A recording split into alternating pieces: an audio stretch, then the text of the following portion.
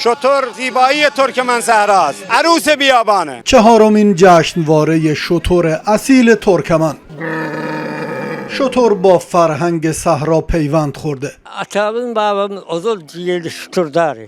Bizdeshon qavuryas, bizdeshon köfelçek qolyas. و پیوند داره با معیشت اقوام کوچرو. Kal içiye sürdü, içiye o buraya oğuşunu satacağız, pulcağız edince. گاهی شتر آرام و مهربانه. شتر برای توه؟ بله اسمش هم اسپرید خیلی هم دوستش دارم. چی میگه؟ میگه نوازش کن دیگه. میگه نوازش کن، احساس داره.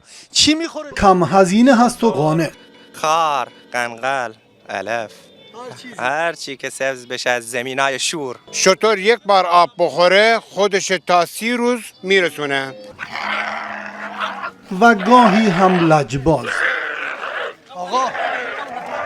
آقا این دیگه زور جوانی ها، زور. آره اینا اهلیان، ولی دیگه کینه شتری از قبل گفتن که آره یهو دیگه جو میگیره دیگه. کوچک و بزرگ شترهای اصیل ترکمن هستند. تکوهان جسته قوی هم داره، معمولا رنگاش هم قهوه‌ای یا روشنه. در 4 کلاس با هم رقابت میکنند. اولیش بچه شتره در 4 دوره است.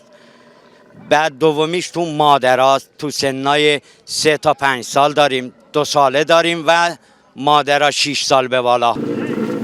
بر اساس شاخصهای مختلف ارزیابی میشن، از رنگ، مو، قد، وزن، سر و گردن و قفسه سینه گرفته تا کوهان، زاویه ناحیه کمر و لگن، زیبایی. در این جشنواره 90 نفر شتر و بچه شتر با هم رقابت کردند. اسماعیل البرزی، خبرگزاری صدا و سیما، انبار علوم، آقلا.